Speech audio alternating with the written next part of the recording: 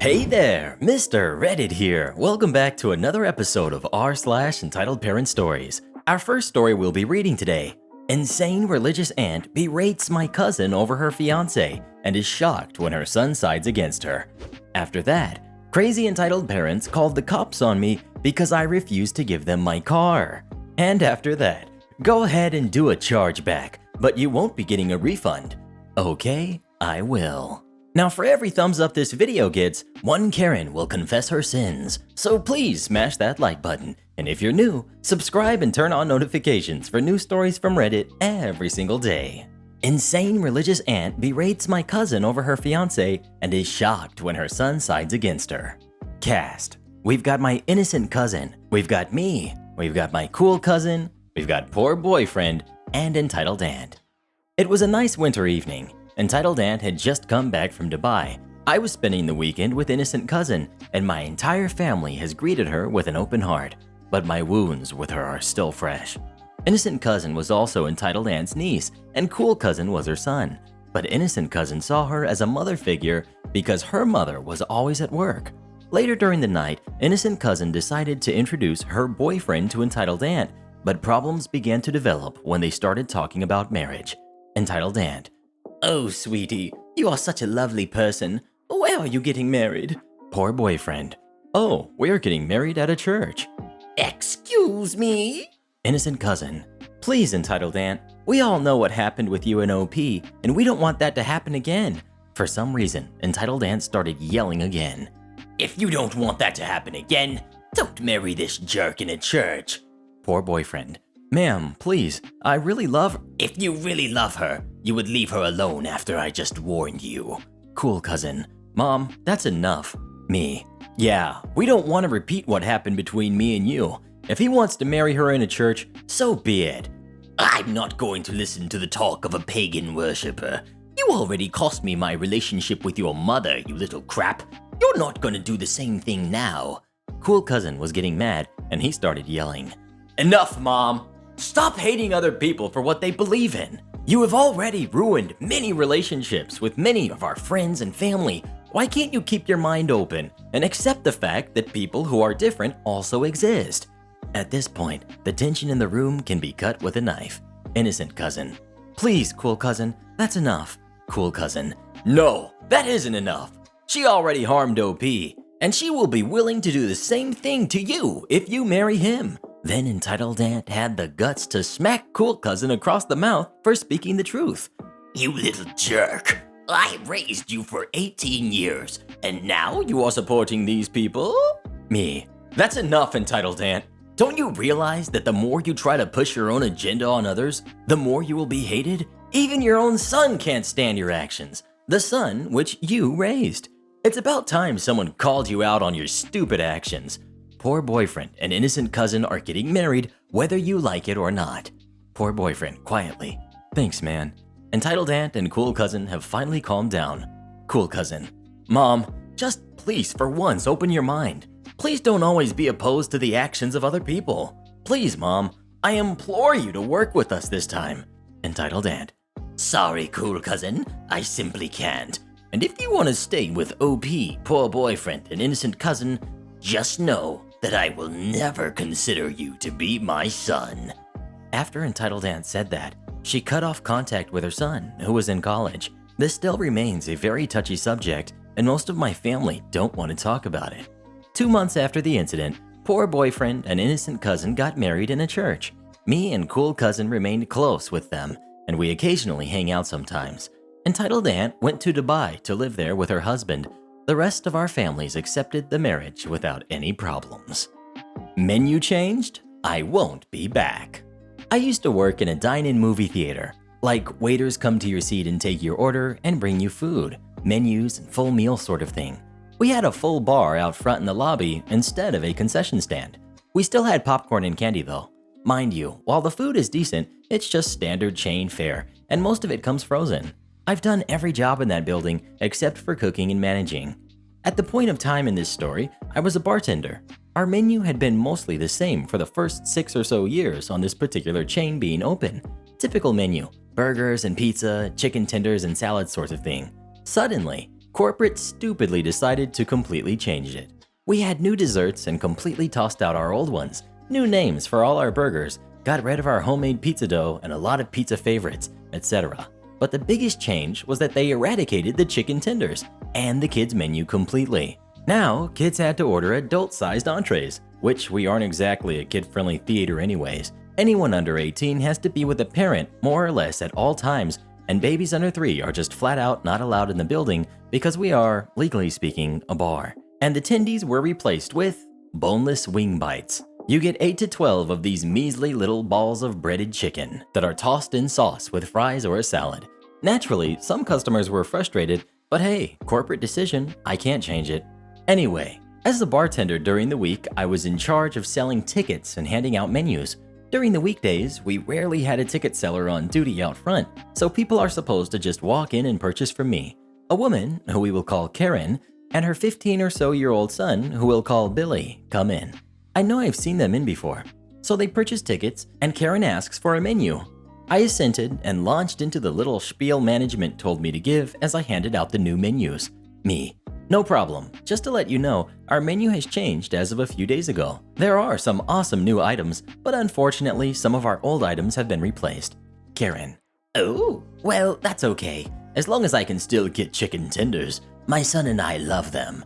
That's the only reason we come here instead of the theater we actually live beside. She begins to flip through the menu. Me, cringing. Well, actually, the tenders are one of the items that have been replaced. We now have boneless wing bites. What do you mean? You can't take off the tenders? Billy. Mom, it's cool. We can just try the bites. They better be as good as the tenders. She's grumbling as she stalks towards their assigned theater, and her son gives me an apologetic glance as he follows behind her. They're the only people who end up in that theater. Again, weekday, slow. So when the ticket comes through, 10 minutes into the movie for a drink in that one, I know it's hers. To make it up to her that the tenders are gone, I make her drink look extra nice, garnished all pretty, and the color, it was a blue raspberry spiked lemonade, was fantastic. I tried super hard as a newbie bartender to make this thing look epic. My manager took a photo of it when I was done. I was proud of that drink. I'm friends with her waiter too, so I tell the waiter to make sure the food comes out perfect. I just want to avoid any complaints at this point and give her a good experience since the only reason they came here was for the food, specifically the tenders that they both loved so much. About 20 minutes into the movie, 10 minutes after the drink, I see her food come past and go into the theater. Not even 5 minutes later, this woman comes storming out with a plate in her hand, drink in the other, and right up to where I am making drinks at the bar. She is fuming. Her son is on her tail and begging her to calm down. My little anxious heart jumps into my throat and then falls. I hate angry customers. She speaks before I can even open my mouth. Manager, now! Me. Yes, ma'am. I walk around the bar and to the manager's office and knock on their door. As I'm waiting, I glance over my shoulder and see her overturn her plate onto my drink station. She has gotten the boneless bites tossed in sauce, so now the area and mats on which I mix all cocktails is covered, and I mean covered, in spicy barbecue sauce and wings and fries. She pours her perfect drink on top of it right as the manager is coming out of the office. My manager is awesome. We'll call her Violet. She doesn't even look at me, just runs straight to the woman. I follow behind but keep a bit of a distance. Manager. Ma'am, what seems to be the problem here? Billy. Nothing. Mom and I are just leaving. Everything's okay. Karen. Shut up. That stupid bartender told me that the tenders are gone, and I had to order boneless wings instead. I ordered them, and they're gross, and she's so incompetent that she can't even make a darn mixed drink right. This drink is gross, and your standards for good food have dropped. I want to speak to corporate. Manager. Well, here's the hotline number for corporate, but my bartender did make that drink correctly. I'm sorry it wasn't up to your standards, clearly as you've smushed all of it into my bar. I just figured since this is her, points at me, fault, she can clean it up. Because I'm somehow at fault for the entire menu change countrywide. Sorry, I get paid $8 an hour, not my deal. Manager. The menu change was a corporate decision. My bartender didn't take the tenders off and she made that drink perfectly. I'm sorry you're this upset and I'll make sure corporate is aware. I'm leaving a Yelp review too. I'm never coming back here. Everyone will know not to come here anymore. My son is so disgusted with your food. Billy. Actually, I thought it was good, Mom. Please, it isn't that bad. Shut up! It's not good. You should be shut down. You don't care about your customers. I will never, ever come back here. Forget you. She's shrieking at this point. She reaches into her mess and picks up one of the bar mats she smeared food and drink onto and chucks it at me before running out of the store. Luckily, I dodged the mat, but food and drink dropped onto me and the floor now too. Her son, bless this poor kid, grabs a roll of napkins off the nearest rack. We have napkins and condiments and racks on the bar and starts trying to clean it up. He's crying quietly at this point, and I don't blame him. I was on the brink of tears myself. This would have been so embarrassing to be that woman's kid in this situation. I get down next to him and gently take the napkins from him, telling him it's okay. I get it. My manager gave him 2 free tickets and said if him and someone older wanted to come see movies, she'd take care of his food too next time, but his mom wasn't welcome back.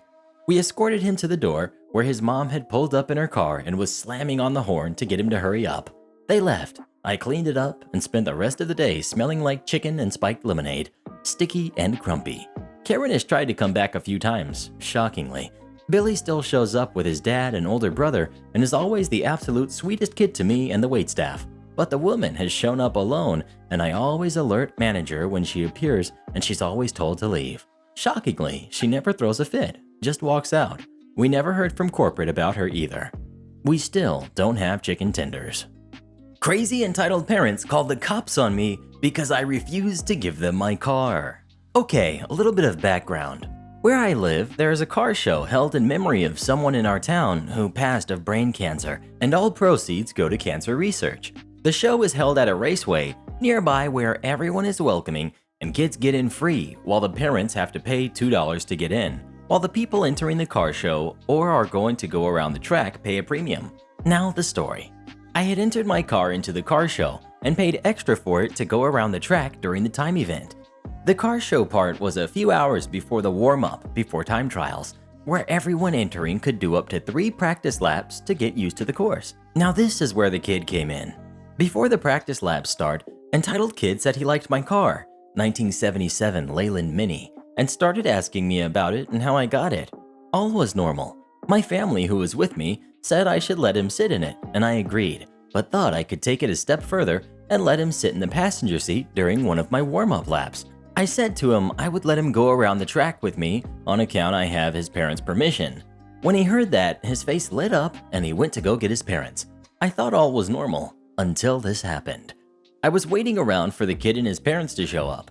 I hadn't moved from my spot and was doing some pre-checks on my car before I went out. 20 minutes had passed and I thought it was taking a little long for him to come back to give me an answer. But I thought I would wait a little longer just in case he got lost. Next thing I know, another 20 minutes have passed, then another 20 minutes. I had waited an hour for him to show back up and needed to get on the track. My car was ready half an hour ago, and I had already gotten permission from the race organizers to have a passenger for 1 lap of the practice run. I had gotten tired and went to start the car when the kid showed up with his parents. They instantly asked me if I was up to something. By the way, I just turned 18 at the time and had my girlfriend with me at the race keeping track of my times. I told them I just wanted to give him a chance to see what it was like in a road race car, just like how someone else let me when I was his age. After hearing that, they took a few steps back and started talking, but they took 10 minutes to do so. Tired of waiting, I told them it was final call. It's either a yes or a no, and I need to get on the track now. Entitled parents gave me a stink eye and finally said entitled kid could go. I had him get in and put the 5-point on, and we headed for the first practice run. I told him to hold on and don't scream while I'm driving. He seemed to understand, but during the lap, he did the exact opposite. Once it was over, I had a headache and was still trying to be nice, and I asked him if he had fun. He said he did and wanted to go again. I said from now on I had to be by myself, and he started yelling at me and got out of the car, slamming the door behind me. I had had it at that point and just went to do my last 2 laps. Once they were over, we stopped for a quick break, and this is where everything went down. First off, I had the entitled parents come up to me and yell at me for not letting him go again. I explained to them that I technically wasn't allowed and only got permission to do 1 lap with him. They were livid. Next thing I know, one of the organizers tells them their kid could go around the track in one of the rental track cars with his father, but it would cost $300. The entitled kid said no, and that he wanted to go around in my car, but I said he couldn't. Next thing I know, entitled father is yelling how it's a ripoff and we are wasting the money on cancer research. I lost it at that point and told them to leave, but the organizer said what they said was fine and we don't need to make this work. I left with the organizer after that to avoid more of the confrontation. Skip forward half an hour and the time trial is about to start, and guess who came back? Entitled mom. She said she was sorry and wanted to talk. I said later, and she yells out, $400. She was offering $400 for my entire car. I told her no and to get out of here. Next thing I know, the other entitled parent rocks up and says $700 for the car. I said no, and that I have more money in my car than they probably have in their bank. The father responded saying that my sad, rusted piece of crap is not worth more than $1,000 and that I would get more from crushing it than selling it. I told them to leave as they would not like what would happen next if they get in my way. I hopped in my car and drove off right past them. Once the time trial was over, I went to park in my spot to find my girlfriend and grandfather being talked to by the cops while the entitled parents were pointing at me. 2 officers came over and told me to turn off my car and get out of the vehicle. I did so and asked what was going on. The entitled parents had called the cops, claiming I stole their car. I told the cops the car was in my name and I have footage inside from a camera in my car that I use for studying my driving techniques. They asked to see the footage and I willingly showed them. They say I did nothing wrong and I had my parents bring down the proof of sale for my car. The entitled parents still tried to do me over until entitled father hit a bystander. The cops arrested him for assault and took the wife in as an accomplice. I haven't heard anything from them, but now one of the officers from the incident is a good friend of mine and we go to races together. So at least something good came out of this. Go ahead and do a chargeback, but you won't be getting a refund. Okay, I will. A couple of years ago, I ordered an express parcel delivery from the UK to the USA via one of those third-party parcel shipping companies. For those who are unfamiliar, they are a middleman and they hold huge accounts with UPS, DHL, FedEx, etc. They then offer cheaper parcel rates and pass some of this discount on to the customer. So I ordered an express 48-hour delivery with one of these delivery companies for my 2 parcels to the USA. This cost me around £100 for the first 2 boxes, and from experience using this delivery company in the past, they have a delivery guarantee, which offers me a full refund of all carriage charges if any part of the shipment is not delivered within 48 hours. A few days later, I was told by my customer that the boxes had arrived 2 days late. Not a problem. I checked the tracking number and it had been held up at the UK-based air freight terminal, which entitled me to a full refund of the carriage charges. I then contacted the delivery company, but I was told that although I was fully entitled to a full refund, I'd have to speak to the third-party shipping company. I contacted them by phone and I was told that they don't issue refunds for delayed parcels. I explained that this was a guaranteed service and the delivery company said that I was entitled to a refund. At this point, I was passed on to a manager by the call center operative without even asking. The manager was very obnoxious and wasn't bothered that my parcel had been delayed. In his opinion, I shouldn't expect it to get there on time when I had paid such a low price. So you want a full refund just because your parcel is delayed? Yes, I do, because that is what was in the terms and conditions. But you didn't buy the extra insurance. No, I didn't, because the delivery already included 1,000 pounds of insurance anyway. Well, we don't do refunds for delayed parcels, and especially if you haven't paid for the insurance. At this point, I was getting pretty annoyed because he was making up this idea of buying insurance to cover for delays. The insurance only covered total loss and damage anyway. So I explained that if I didn't receive a refund, I would simply initiate a chargeback on my credit card for the payment. At this point, he raised his voice and told me, "Fine, try to do a chargeback then. We will fight it and you won't get a refund. Yeah, your parcel was late, but that doesn't mean you get a free delivery." I ended the call and got straight on the phone to my credit card company. They went through a rigorous process with me and asked for a copy of the original invoice, the terms and conditions, etc. Within 24 hours, they had refunded the full amount back to my card and sent me a letter giving me the reasons they found the chargeback in my favor. It also explained that the merchant, the shipping company, had 30 days to contest the chargeback. However, 30 days came and went, and the money was still showing as refunded. 6 weeks later, I receive an email from their customer service team telling me that they were willing to give me a partial refund of 10% to compensate me for the delay. Obviously, somebody hadn't realized that I had initiated a chargeback, and now it was too late. So I replied and politely explained that I was told by the manager, stating his name, to initiate a chargeback because their company doesn't issue refunds even when their terms and conditions say they do. Therefore, as far as I was concerned, the matter was now closed as my credit card company had given them 30 days to reply to the chargeback and they had not replied. Therefore, the chargeback was granted. Not only did I never hear anything back from them, but I haven't used this company since. The Girl Friday with the PhD takes over the business from the ungrateful owner. My spouse was the second person hired at a consulting company in a very specialized industry. In her 15 years with the firm, it grew to a respectable 3-office, 8 to 10 employees at each location entity. She and the owner grew the business on the contacts, expertise, and presentation of my wife, to the extent that my wife's abilities and education were the main reason new business came through the door. Over the years, her scope of responsibility grew so that the owner was basically 75% absent and mostly unaware of day-to-day activity. As he got more and more removed from the business, he would make overtures that he would eventually retire and sell her the business. He was so dependent on her income generating that he took out a life insurance policy on her. I did not involve myself too much, but at a major industry dinner party I attended with her, he introduced my wife to the table as my Girl Friday, basically a secretary, which was weird. Over the years, she tried to get an agreement in place to buy the firm, even if it was 2 years away. He always delayed and made promises but never followed through. I told her, "This guy doesn't respect you or your contribution. He will never sell you the business because there is no reason to. He can make more money by stringing you along, and essentially, you are the business. Why would he sell it to you?" One day, out of the blue, my wife received a raise and bonus, a very minor amount of money, and a contract that included a non-compete, non-disclosure agreement. After reading it, she realized that the owner was trying to lock her down from leaving for another firm. She had been getting feelers from other companies. To make things even more suspicious, she received a call from a competitor who said they were in final stages of due diligence and they wanted to meet her. The jerk was selling the company and didn't think to tell her or ask if she was interested in buying it. She ignored the agreement and there were no other agreements in place. She was totally free.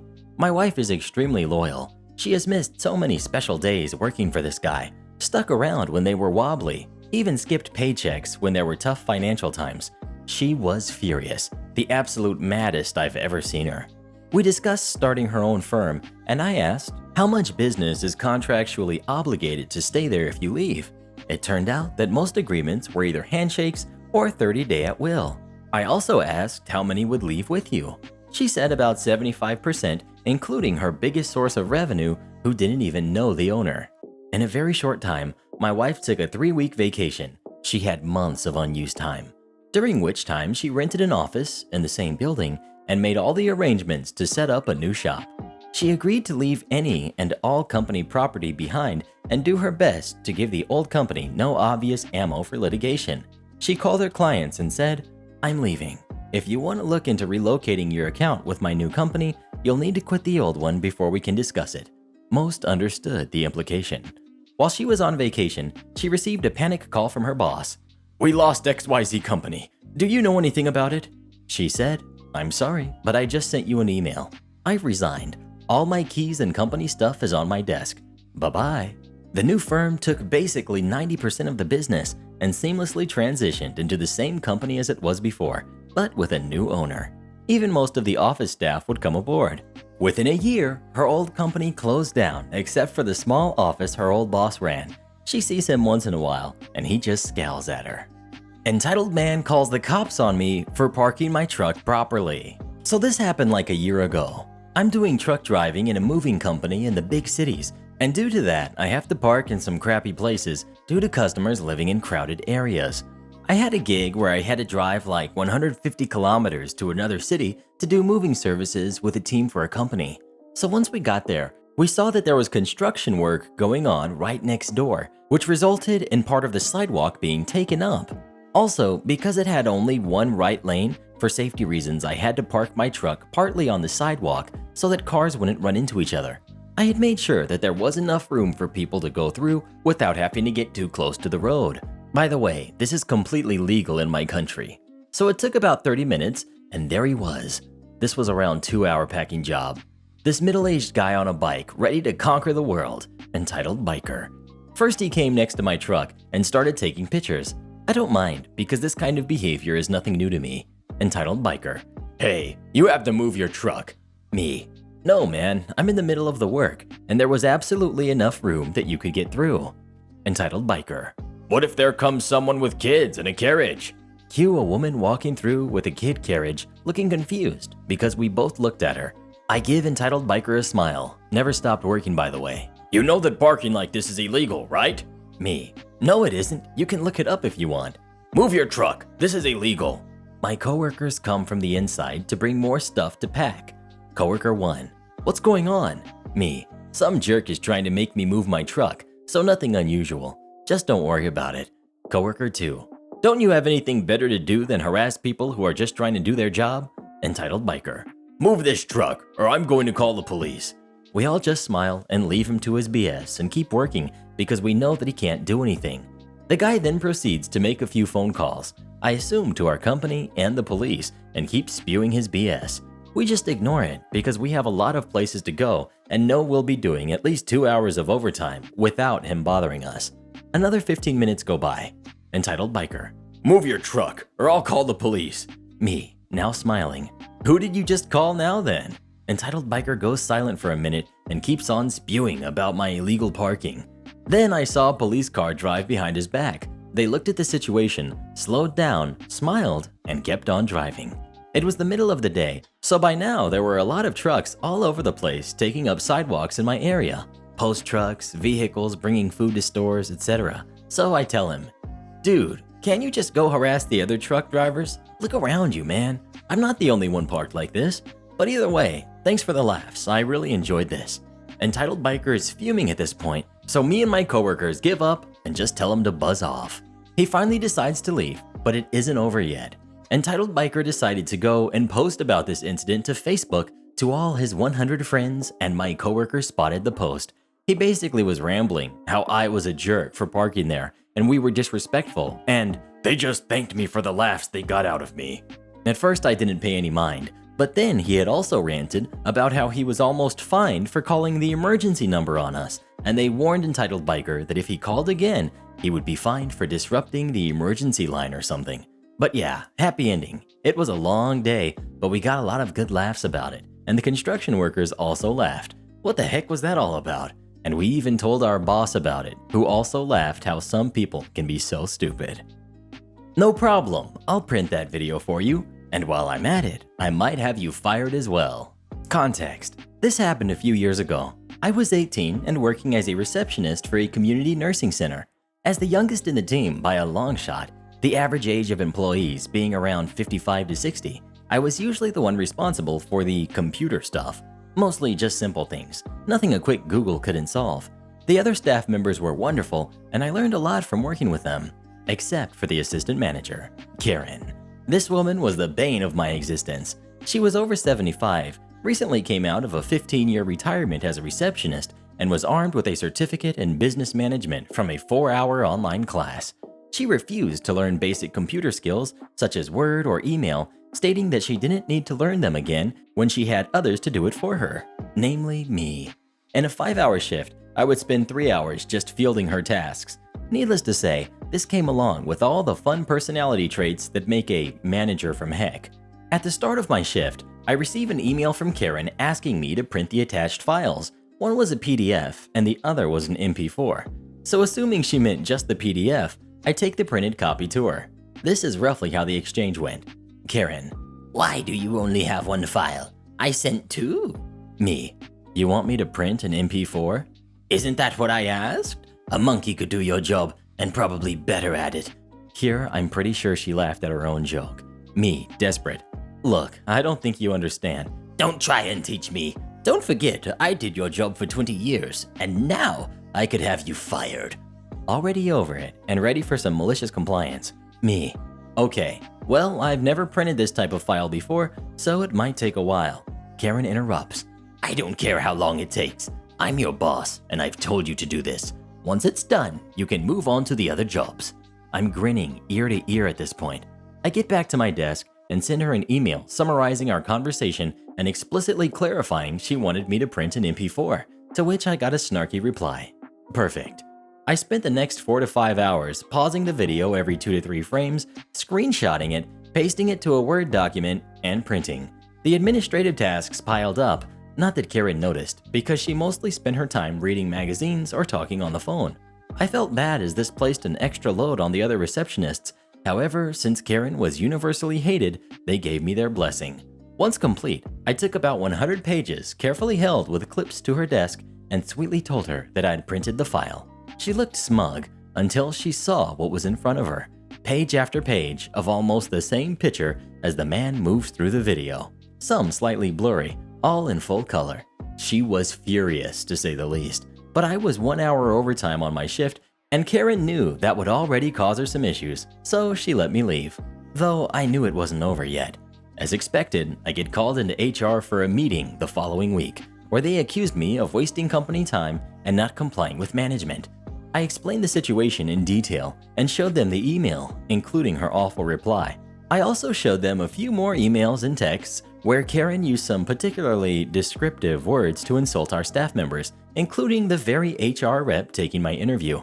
Turns out, this was the straw that broke the camel's back, as Karen had multiple reports against her from other staff members, and she had been driving HR insane with her own complaints. She lost her job the following week.